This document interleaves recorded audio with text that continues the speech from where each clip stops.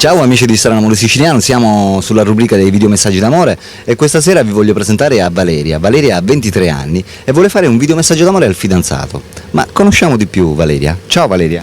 Salve, Quanti anni c'hai? 23, tra un po' di giorni, E da quanto tempo sei fidanzata? da 1 anno e mezzo.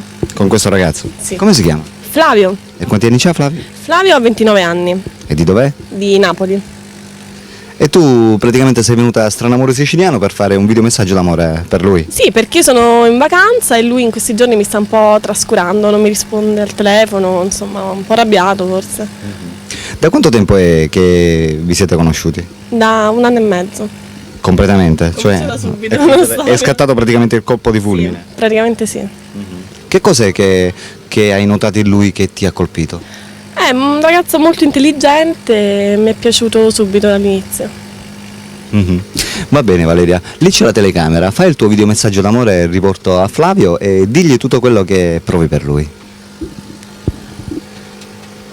Ciao Flavio, io sono a Palermo, lo sai bene, vabbè, nei dintorni, in questi giorni sei un po' sparito e casualmente ci siamo imbattute in questo pulmino, forse è un caso, comunque volevo dirti che insomma ti voglio tanto bene, quando insomma vedrai questo messaggio insomma sarà tipo ottobre credo, però penso che varrà ancora e niente, ti mando un bacione e ti amo tanto.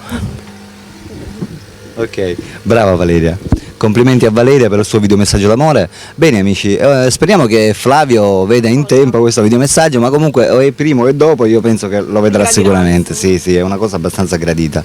Complimenti ancora, ciao da Alberto, ciao da... Grazie Valeria. Ciao amici, a dopo.